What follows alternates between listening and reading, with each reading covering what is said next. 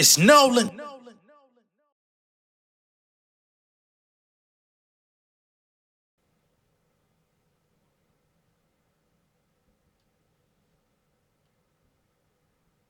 the grind since ninth grade. I've been on the grind since MySpace. Putting on my time in the right way. Money coming back when you fly straight. Niggas don't know what my life take. Sway linking at me on sideways. Bringing in cash these fight rates. Living like day like it's Friday. I've been on the grind since ninth grade. I've been on the grind since MySpace. Putting on my time in the right way. Money coming back when you fly straight. Niggas don't know what my life take. Sway linking at me on sideways. Bringing in cash these fight ways. Living like that like it's Friday. What up now? I don't know what y'all been told, but I get dough like I was selling solid gold. Dropped the song and bought a home. Got the crust, made the pie in salad mold. Iced the cream, fed my team, bought some bling, made it back from booking shows. Silver screen ain't what it seemed, cause I done seen some casualties they won't expose. Like, niggas better pay lil' bruh now. Hit 'em with the PPP like the government. Pull up in the hood, nigga fans still struggling. I don't understand why you niggas still trust 'em. Money in the game, but the industry flushing. Run up in the office, give it up, and niggas bustin'. We ain't got nothing left to lose, still hustling. Gay out of here, y'all ain't paying nigga nothing. I've been on the grind since ninth grade. I've been on the grind since MySpace. Pulling on my time in the right way. Money coming back when you fly straight. Niggas don't know what my life take. Sway linking at me on sideways. Bringing in cash these fight rates. Living like that like it's Friday. I've been on the grind since ninth grade. I've been on the grind since MySpace. Pulling on my time in the right way. Money coming back when you fly straight. Niggas don't know what my life take. Sway linking at me on sideways. Bringing in cash these fight ways. Living like that like it's Friday. What up now? What's going on, beautiful people? It's the kid J Nolan here. Welcome back to another episode of Inside the Industry, your number one source for music, entertainment, commentary, and breakdowns. Hope everyone is doing well on this Friday. I hope you got some good money coming your way, and hopefully your responsibilities won't eat them all up. I know how that can be at times. You feel me? That song called Friday is off of the Southside Nolan album. If you don't have it already, you need to go stream it, or you can get it on my website, realjnolan.com. You can get the download, or you could get the physical CD that is now available for you. All right, it's your choice. If you want to get the CD, it is linked down below in the description. Now, on this beautiful Friday, we're going to be getting into some Nicki Minaj news. Okay, we've got a couple things going on with Nicki. All right, number one, we've got Armon Wiggins, who is a very big Nicki Minaj fan. He came out with a little bit of criticism speaking on Miss Minaj, basically saying that her music has been sounding a little bit outdated and boring as of late.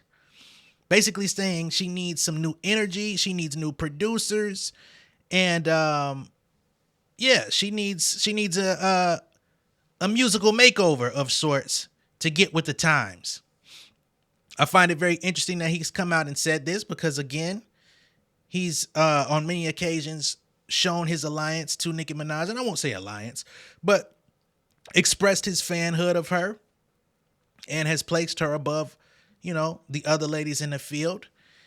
And I think this is it's a pretty spot on critique, to be honest, if I'm going to be all the way real. I've always said I feel like Nicki is a good rapper, but I just don't gravitate towards her music. Earlier this year, I tried to go back and listen to her older music from Pink Friday on up, and I'm just like, yo, this does nothing for me. It doesn't excite me. It doesn't, and I think for people that were fans of her, if you go back and listen to it, of course, it's going to spark some nostalgia based on wherever you were in life when that music dropped. So you're always going to be connected to it. But as somebody who was not caught up in that mystique, when I listen to that music, it just doesn't move me. It doesn't compare to a lot of the classic hip hop records that I grew up, listening to, emulating, or even just, having fond memories of. And that's not because she's a woman, because there's female rappers that I've always listened to. You know what I'm saying? So there's that, right? We're going to get into Armon's full statement momentarily.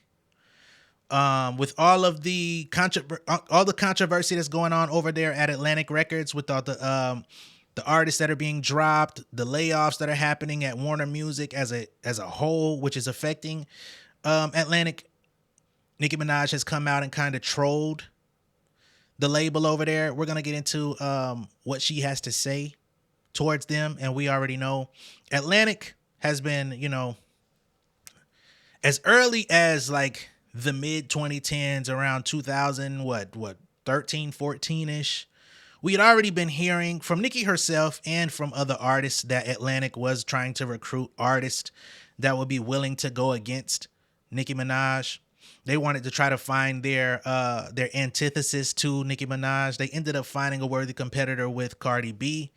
I don't necessarily feel like they got in her head to make her want to go against her, because when she first came in, there was a line of respect there, but it just went left very fast. So I don't want to say that Atlantic, like Cardi's out here doing Atlantic's dirty work trying to compete with her. I mean, this would be a very long time. I would think some manufactured beef like that would have died within a year or two.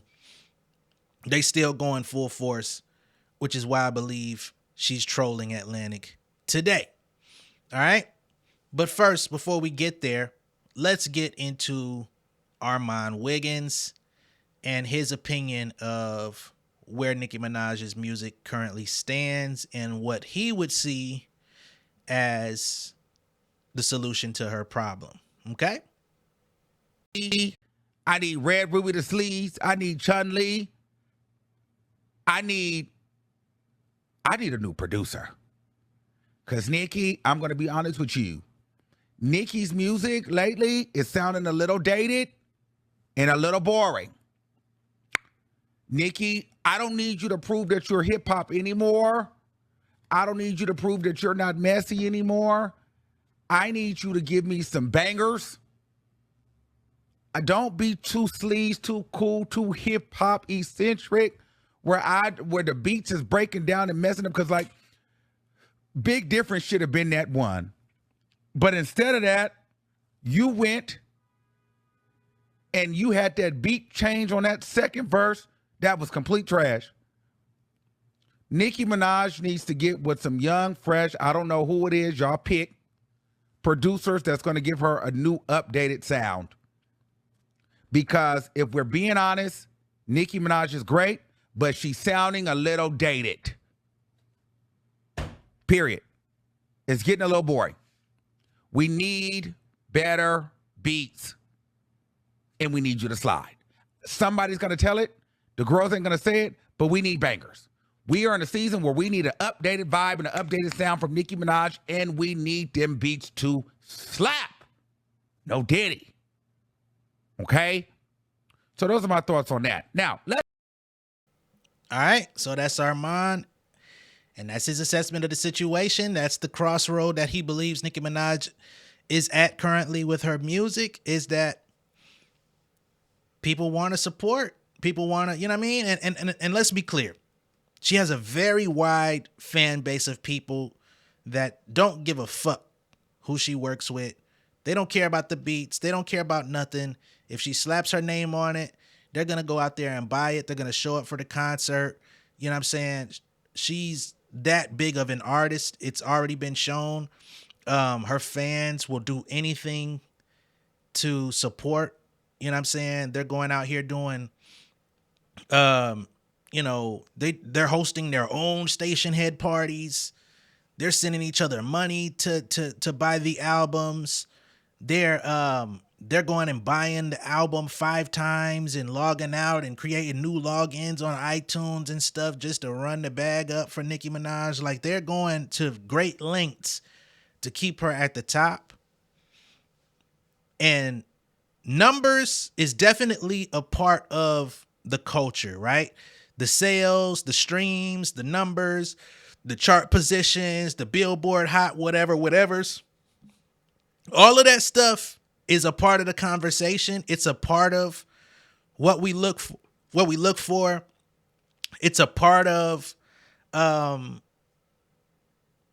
we're determining who's the hottest, who's the best, all these different lists that end up coming out. But all of those metrics and analytics only are responsible for a portion of that conversation. The other portion of the conversation is the shit fire? Are we going to listen to it? Outside of your day one fans, outside of your base that's gonna support any and everything you do, regular everyday people, are they going to gravitate to it? Are they going to listen to it and add it to their, you know what I'm saying, their daily listening sessions? Can you convert average everyday people to say, you know what, this album is so amazing, I am a newly converted Barb, right? That at this point is like what's interesting to me. That's what interests me. That's the conversation I would love to see with this Pink Friday 3 project. Like, I don't think I would ever be, I'm not nobody's, hive. But I think it would be amazing if Pink Friday 3 was just like a solid enough album for me to be like, you know what?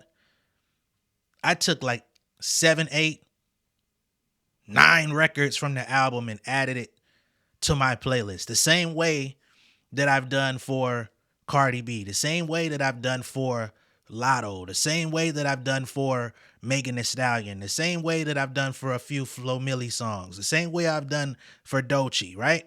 These are artists, women in the game that have put out music that, although it may not hit on the analytics side, the numbers, the charts, it's music that I actually enjoy listening to, right? And I think there has to be something said for that, because if we're talking about music, we're talking about the craft, we're talking about people that make a living off of creating music, you still have to, or you would want to anyway, especially when it comes to the legacy play, you would want people to esteem you for the quality of your work, not just the quality of how much money your fans are willing to pay. Them paying money and them having the money and them showing up is absolutely a part of the conversation. I'm not discounting that, by the way, but there's more to it. Now, going off of Armon's theory, I think Nicki Minaj is in a bit of a predicament. I got to be honest. Because who are these young producers that's supposed to link up with her and produce on her music? Right? The hottest, you might could get Take Keith. Take Keith produces heavily for Sexy Red, and there's that. I think he may have had 1 or 2 on the last project. ATL Jacob, he was on Pink Friday too. So ATL Jacob could probably lend a little something, but I wasn't crazy about their contributions. But Fuck This Club Up was a solid entry. Armon mentioned Big Difference. That was something that I did expect to kind of go after seeing her perform it at the VMAs last year. But he accurately pointed out the second half of that record with that beat switch was not the business. You know what I'm saying? The first half of the record was solid. The raps on the second verse was solid. That beat switch up definitely was not where it needed to be. But again, who are the new producers, right? Because the hot new niggas, if we're gonna be all the way honest, Lil Ju made the beat. Megan's in-house producer. We already saw how that went when Nicki wanted to, do her Bigfoot record, and she couldn't get clearance from Lil Ju and Juicy J. So there was already some sort of, connection happening between Lil Ju, or at least something that he had made, and Nicki. That was thwarted, that was halted. The waters are already too muddy to go back. It would probably take, I was going to say it would probably take years, but no, because Nicki definitely disrespected Megan's mom on that record. I don't give a fuck anybody out there. If you feel like somebody saying lying on your dead mama is not disrespectful to that person, that's your perspective. And I wish you all the best with that perspective. But for everyone else that's pretty much sane and understanding how linguistics work, that's disrespect. So there's no going back from that, right? Lil Juice out the conversation. Go Grizzly is probably the hottest young producer out. You know what I'm saying? Go Grizzly been fire for like a decade. I remember having a couple Go Grizzly beats before, like right when he was, because he was like in the mixtape circuit with a lot of the young Atlanta niggas at one point. And now we see him as a primary producer for Lotto. We see him producing for a little bit for Glow. We see him producing, you know what I'm saying? Mike got some shit with Cardi. So it's kind of like, I don't think he's gonna go against the camp. I don't really see that happening. Right? Bankroll got it. Same shit. You know, he's in the Lotto camp. But these are people that are making some of the fire shit right now. So you got Buddha Bless, you know, who's doing stuff for some people, kind of still fucking with New York niggas and stuff like that. So she could probably go that way. I think she's already worked with him. But the options are a little bit limited. Because once you work with Nicki, you essentially got to cut off the rest of the field. Ain't no other female rappers out there you can really fuck with other than Bia, Sexy Red. I don't even think Ice Spice qualifies, but who's gonna produce for her? All her shit is she like the same ass beat from from Riot, so it ain't like she's on the market looking for nothing. It's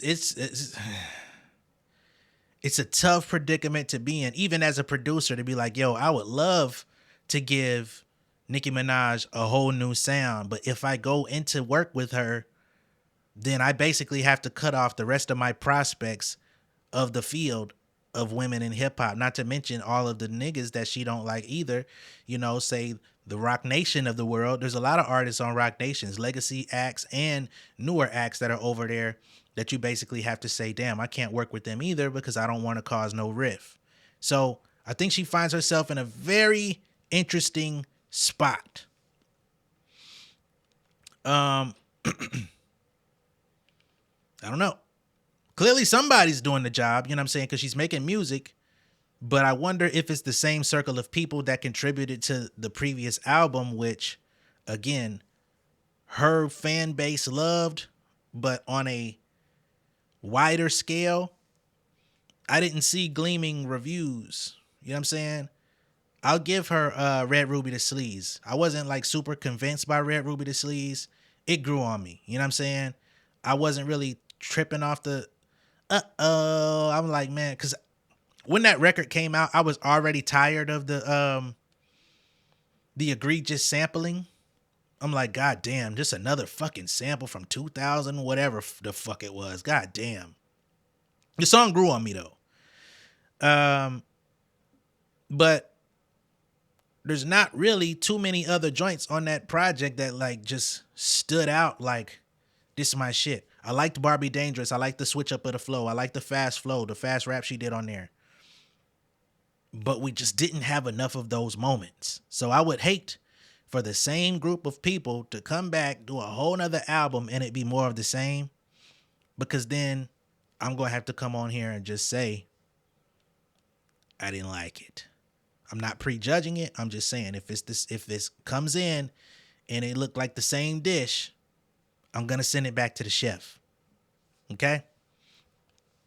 Now, when it comes to the label, heavy on it, right? Because she's out here taunting Atlantic and whatnot.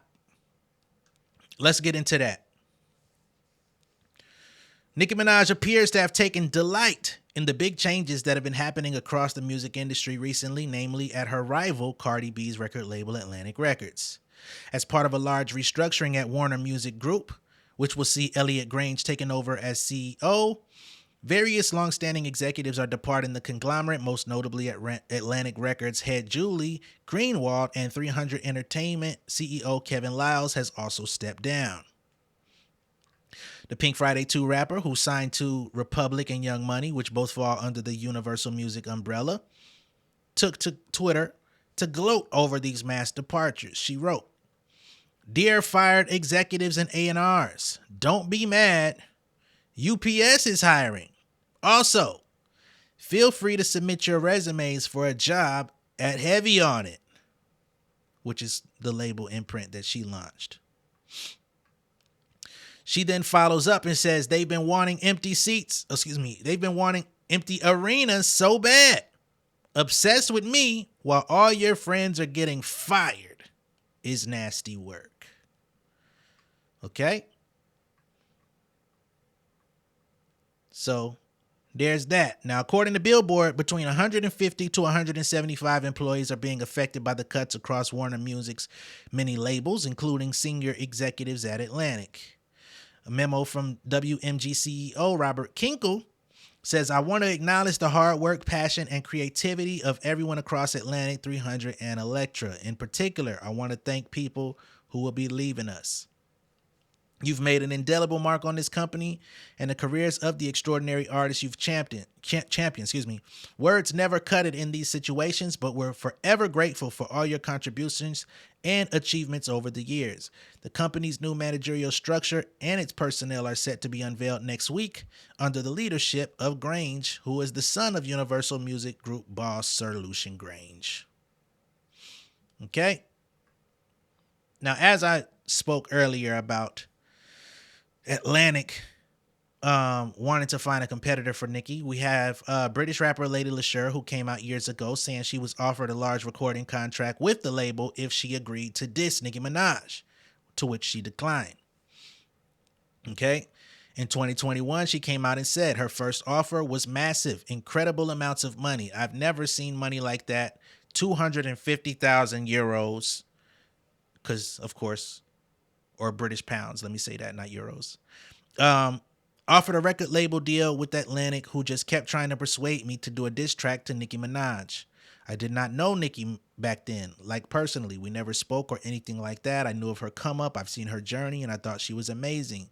I've never been the type of person to pull another female down that's doing their thing just randomly. That to me is cringy. I felt it in my belly that time, and I just knew this is not the right idea. She turned it down. She remained independent at the time, and then she went on to go get other deals, and she's been successful in the UK market. Not so much as a crossover, but in the UK market, she's definitely been a mainstay for the, over the years. With Nicki telling people that they can submit their resume to Heavy On It, I think that's a bit asinine. I gotta be honest. I understand, the tables turn and all of those things like that, trying to turn it into a laughing matter based on most likely people who weren't even employed at Atlantic when all of this was going on, most likely, because the people that are really on the chopping block are probably the least, I won't say least important, but people that they don't really value at that level. So likelihood of them being a part of that company when everything was at its height, we're in 2024, like, nah, it ain't the same motherfuckers, right? Not to mention, why would they submit their, and I'm not trying to, be mean or anything, but why would they submit their resume to Heavy On It if nobody else is coming out over there? Like, are they going to come in droves to work for your company to just work your project? Because I would think Republic got that under control. It's not like Heavy On is doing the heavy lifting over there. Republic's doing that. Y'all are making the music. Yeah, great.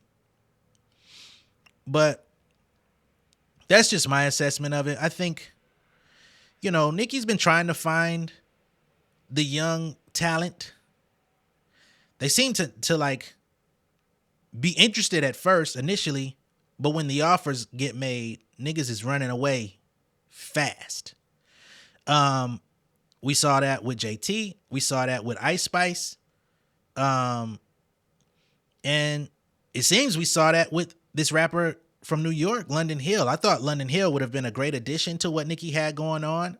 I won't sit here and lie and say that I was like super clued in to her career or what she had going on. But once I heard her actually rap, I was like, okay, this is something I can see. An actually talented New York rapper that can ride a beat, has flows, has bars, punches. You know what I'm saying? She has a look, right? She's able to produce quality content on her own. She's got a following. She had all of the ingredients that would have been a great prospect for a Nicki Minaj as the so-called queen, you know what I'm saying, of rap, queen of hip hop, to bring in an artist that kind of reflects like, okay, this is what the future looks like coming from me. This is my heir to the throne, right? When you come and you say Ice Spice is the princess, the branding of it didn't seem right to me, because it's like, I think it would seem Ice Spice represented everything that Nicki Minaj has basically chastised for damn near 18 years. So that didn't seem like it was destined to be anyway. It seemed like an opportunity. It seemed like, okay, this is the hot new chick coming out of New York. She got the buzz. She got the people. Drake done associated. You know what I mean? Drake was one of the first people to associate himself with her. And it was like, shit, let me see what I could do. You know, maybe she was just trying to be like, okay, man, let me see if I could work my move before Drake fuck around and try to sign her first, type of thing. But as we see, that fell apart, and it didn't take too much for it to fall apart. And then London Hill is no longer over there either. You know what I'm saying? Nana Fofi, gone. Like, the prospects are gone. And speaking of Miss London Hill, she's got a new video out. It's only got 7,000 views on YouTube. But I'm going to play it just to show an example of kind of what heavy on it. And when I say heavy on it, I'm not talking about Nicki, because she's at the top. She's producing, you know, astronomical sales, all of that shit. But as far as having another client, another person on the roster that actually has a considerable amount of talent, I feel like the Barbs would have bought into her if there was a full-fledged, you know, thing, a campaign around her, if the terms of the deal or whatever would have been right. So she's got this video out called High Demand, just recently dropped. And I actually fuck with it. And I don't fuck with it just because she ain't over there no more. Like, I fuck with it genuinely because I'm like, okay, this is kind of what I would expect from a prototypical New York female rap artist associated with a Nicki Minaj. That's it. And I think she's talented. I think she got a lot of good things going for her. So let's check this out. Don't talk to him. Fuck they feel like. Yo, I'm a hot demand bitch and my work El Chapo. Levels to the shit, tell them get off my crotch hole. Kill a body, but the stick ain't a prop show. Keeps it real ill like a kid with a snot nose. I'm a hot demand bitch and my work El Chapo. Levels to the shit, tell them get off my crotch hole.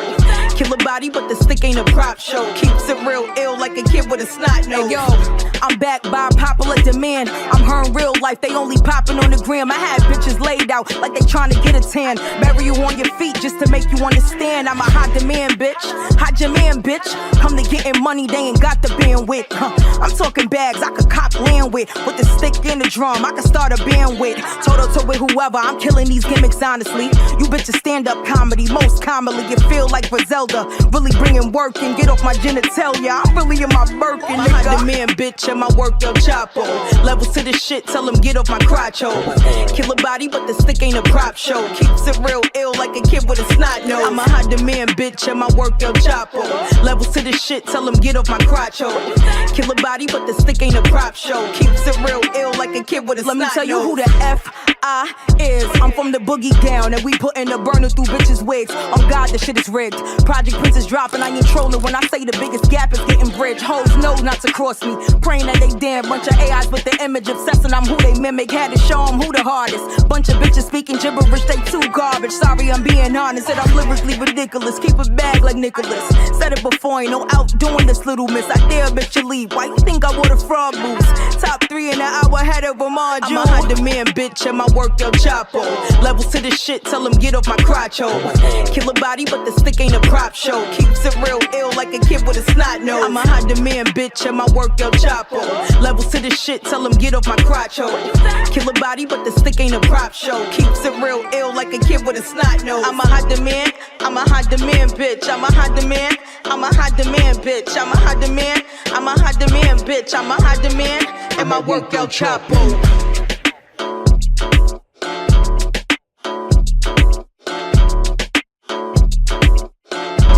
Alright, so that's London Hill with High Demand. I fuck with that record. Do I feel like it's like some crazy chart topping Billboard shit? No.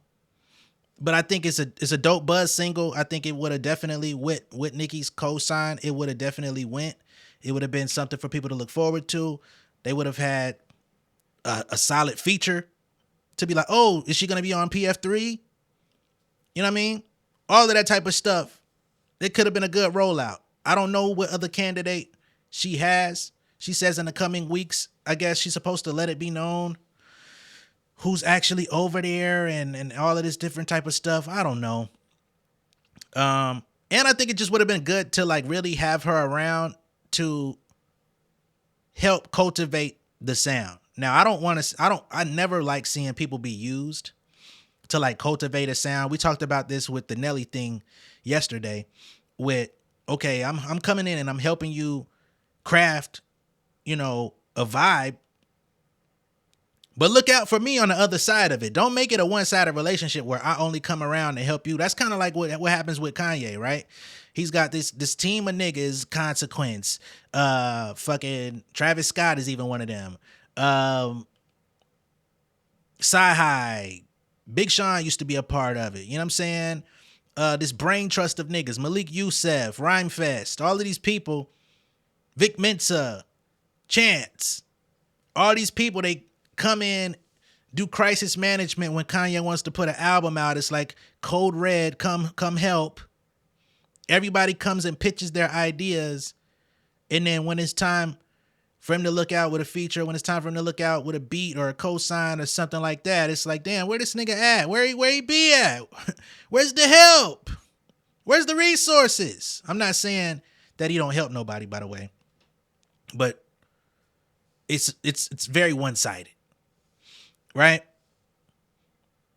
I'm not saying I want to see that, but it's like, all right, I'll come in, I'll help you with your album. And I'm not saying that Nicki needs help writing, but finding a sound, because for whatever reason, London Hill was able to find a quality enough beat for this High Demand record that honestly, I could have heard Nicki Minaj on that record and she would have bodied it on a Chun-Li type vibe. You know what I'm saying? Or a Red Ruby the Sleeves type vibe. You know what I'm saying? So I could see that correlation. But when she starts going into this other bag, I'd be like, what is this? Where's that stuff? Armon says, we need more bangers. I expected PF2 to have a lot more bangers on it, and the gavel just stopped banging. I don't know if all the gavels got left because niggas was saving them for Diddy, but the bangers just stopped banging. And I think that's what people want. Now, I do disagree with Armon on this front where he said, don't try to be too hip hop. I think hip hop is the group of people that are starved of Nicki Minaj. I don't think, Super Freaky Girl was one of the bigger records off of the project. Who, outside of the initial buzz for that record, who was like really going around playing that. I don't know. Not discounting it because it did what it did. But again, it comes back to my conversation earlier about the actual music. Right? I think it was a good moment for her because she always excels with a more poppy version of rap. But I would love to hear her just make more bangers. Like, give us a 50-50. It ain't gotta, you know what I mean? You don't gotta isolate yourself from your pop fans. She tried to do like some alternative shit on the last album. That ain't for me, but I'm not saying you can't do it. But for all the people out there that want to be like, man, J Nolan really hates Nicki Minaj. No, I don't. I actually have a high standard of her because she has been the quintessential rapper coming out saying, I write my shit. It's all about the bars. It's all about this. You bitches is my sons. All right, well, I'm going to need you to start goddamn holding your nuts. If they your sons, you got to hold your nuts. And I ain't talking about just on goddamn Twitter. That's what fucked up half of Bigfoot. You know what I'm saying? I would have never liked the line on your dead mama shit ever, period. But half the bars that would have been punches was already exposed on Twitter. Artists, and this ain't just Nicki, artists, get the fuck off the Twitter. You're tweeting all your thoughts. You need to be focused on your art. All right? Let Dragonfly Jones guide you. Okay? God damn. So that's where I sit in the, the crosshairs of this conversation. If she made more bangers, I would give her more credit. You're not gonna, you know what I mean? You can't just do bangers for features. That's not gonna be where the credit is. I want to turn on your album and be like, damn, this body of work stands out to me. That's me. My opinion may not mean shit to her. My opinion may not mean shit to the Barbs. That's fine. Y'all opinion don't mean too much to me neither. So it ain't like we got to impress each other. But when it comes to hip hop, I speak on everybody's music. You know what I'm saying? There's people out here that say I hate Drake. When did I ever say something about hating Drake? I've given Drake a lot more bandwidth and credit than a lot of people out here. Okay? And if Drake came out with something dope tomorrow, I'm going to go against the grain and I'm going to come on here and I'm going to say, I liked this Drake song. I told y'all when the fucking 100 gig shit dropped, I liked fucking a couple of them records. But for the most part, he been giving us mid. What am I supposed to do? Oh, man. Honesty is not rewarded in the way that it should be. I'm just, man.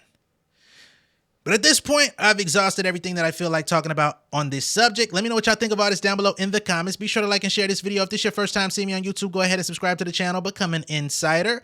I will catch y'all on the next one. Much love and respect. Y'all be good out there. I'll be back with more content soon.